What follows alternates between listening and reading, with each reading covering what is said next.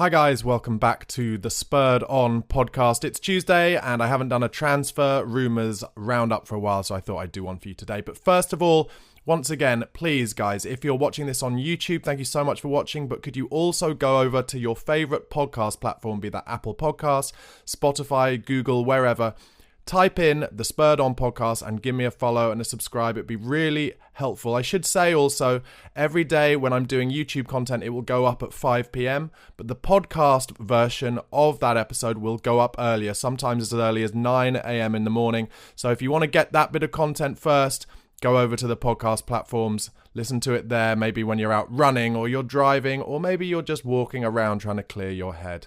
Also, vice versa, if you are listening on the podcast platforms, please do come and find us on YouTube.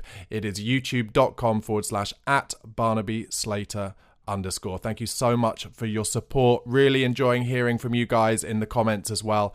I'm trying to answer all of those, so I hope you're appreciating that. But anyway, transfer rumours, something we can talk about where we're not quite as upset after last week where we lost at home to Chelsea and away to Wolves, putting a little bit of the kibosh on what's been an amazing season so far. And I, for one, am unwilling to let that week spoil my optimism about Ange Ball and how good we are going to become over the next few years. He needs some more transfer windows, as I've mentioned. But speaking of which, let's get into those transfer rumours. First of all, I'm going to talk about Samuel Iling-Jr.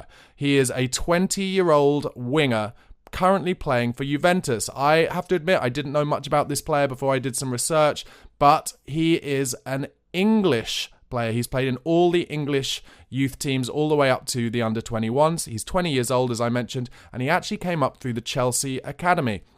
Now, whilst he was moving up the ranks at Chelsea, he got to the age of kind of 17, and he decided not to carry on at Chelsea. He obviously didn't see a pathway, so he refused a professional contract there, which I think kind of makes sense. Chelsea in the last few years, not really the place where academy members, other than maybe that season or season and a half they had under Frank Lampard, where he wasn't allowed to buy any players. Apart from that, not a club that traditionally has been good for their academy players. So he didn't see a pathway and he decided to move on. At that point, he had interest from the likes of Bayern Munich, some of the biggest clubs in the world, some of the big Spanish clubs as well as Juventus, and he decided to go to Juventus. He is a big, physically strong boy, which I think is very fascinating because the fact that we're looking at wingers, I don't think is a surprise. I think he wants more options there alongside Brennan Johnson, Richarlison, and Deki Kulusevski. But I think we're looking at going for pacey players, but who also have physical strength. Obviously, as a good example, Bryan Hill came on the other day and was knocked off the ball twice in quick succession. He's great on the ball, Bryan Hill.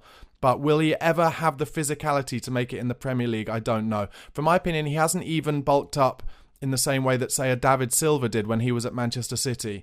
So I wonder if Big Ange is saying to his recruitment people, we're looking for not only kind of pacey, powerful players to play in those kind of front three positions, but also strength. Strength is a big thing for Big Ange. So he's made, talking about Iling-Jr. more, he's made 14 appearances for Juve, scored 1 goal. As I said, physically strong, but he's both-footed. I've seen lots of footage where he's willing to shoot and cross with his left and his right, and that makes him a double threat and something that, for instance, Kulusevski doesn't really have. I think defenders find it relatively easy when it's just 1-against-1 with him to know that he's always going to cut in on his left-hand side and try and put it into the far corner. So having someone like Iling-Jr. perhaps would offer us more of a double threat on either side. He's a tricky, skillful winger, as a lot of these young players are, the kind of FIFA generation. They love their skills, so he dribbles, but he also gives and goes really well. Doesn't just admire his passes, follows it on, tries to make a movement, and also, very impressively, likes to make a late run into the box. He scored a good few goals, not for Juventus' first team, but in terms of the next-gen team that he's been playing for them, which is kind of more like the under-21s team, where he makes late runs into the box as well and gets on the end of things where maybe he started a move with a give and go early on. He's got good vision, he's direct, he can be unselfish as well, which is very impressive to see at a young age. Often if players at that age, especially if they're kind of tricky and skills-based players, they're never not going to take on the shot at the end. But I've seen some good footage where he's got into a great position himself, could easily have shot, but laid it off to somebody else to make it an easier goal. His contract was recently signed with Juventus, his first team contract, and that is only until 2025. So for me, it is not a huge surprise that we're interested in him. We are very much looking at players whose contracts aren't too long, so the fees will be lower. Paratici, who we know is still consulting for the football club, even though he's not director of football anymore, he keeps a close eye on what happens at Juventus. So this to me sounds like something that could well happen. I don't have any insider information or anything like that, but what I mean is a player who has English roots, maybe at some point wants to come back to the Premier League, who is kind of doing very well in his first kind of 15 appearances for Juventus, matches the attributes that Big Ange is looking for, and the contract isn't too long, so maybe Levy and Paratici and obviously our recruitment team feel like a deal could be done. So let's wait and see. It's the first I've heard of it, but it does, in my opinion, suit the kind of thing that I think Big Ange will be looking for. The second transfer rumour that I've read a lot about this week goes back to one that we were interested in the summer. It is Bournemouth central defender Lloyd Kelly. He's a very versatile player. He can also play left back, which again is, I think, a good reason why we will be looking at this potential signing again. Also, his contract runs out in 2024. All the rumours in the papers this week saying that Liverpool also interested in Lloyd Kelly and that Bournemouth are looking for as much as £30 million for him. That, to me, seems completely beyond ridiculous. Of course, he's an English player, so there is an English player tax, but if his contract is running out in the summer, Bournemouth are not in a strong position in terms of charging as much as, or trying to charge as much as £30 million. He's a centre-half, he's not a goal scorer. I wouldn't be surprised if he went for as little as £15 million realistically this January. Interesting that Liverpool are interested in him. If I was a centre-back at the moment, I would be more interested in going to Spurs than I was to Liverpool. Now, I know that'll come across as controversial, but what I mean is, where am I most likely to play games? Tottenham only have two centre-halves who are their definitive first-team players. That is, of course, Mickey van der Ven, Christian Romero. Romero is currently suspended, van der Ven out till the new year at least. We do have Eric Dyer and Ben Davis, as we saw, but I think it's fair to say that we all think Big Ange will be looking to move on from those players, as well as the likes of Højbjerg, over the course of the next few windows. So if I was Lloyd Kelly, yes, I'd argue that there's more chance of winning trophies at Liverpool at this stage, I'd say in the short term.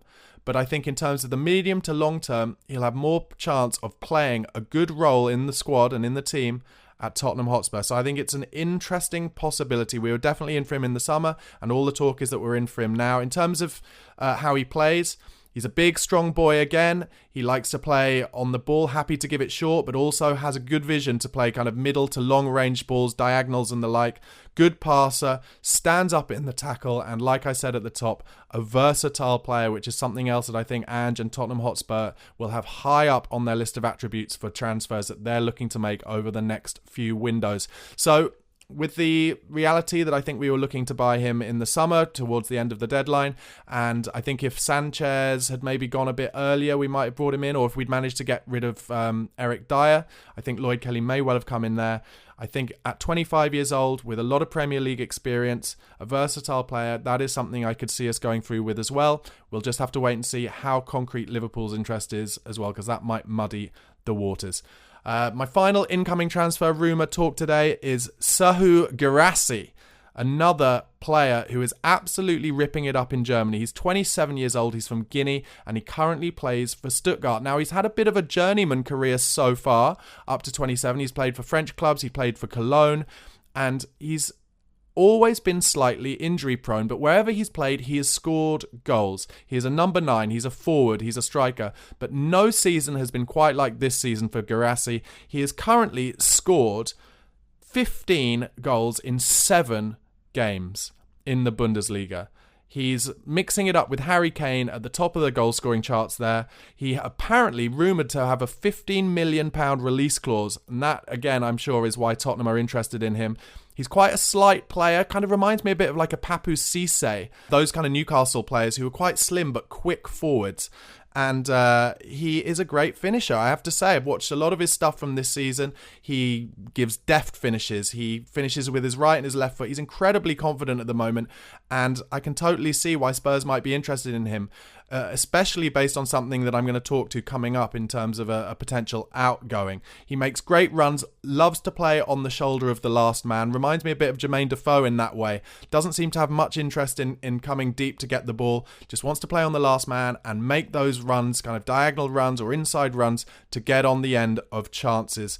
He's got a powerful shot, likes to take penalties as well, and very exciting looking player. My only worry is his injury record. Is that something that he would bring with him?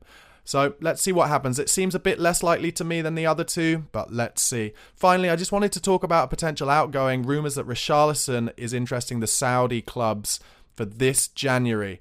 Now, Richarlison's obviously just had an operation on an injury. I still think he can come good for Tottenham Hotspur. I still think he is a great player and we should stick with him. But I can see and hear a lot of Spurs fans take the money from Saudi.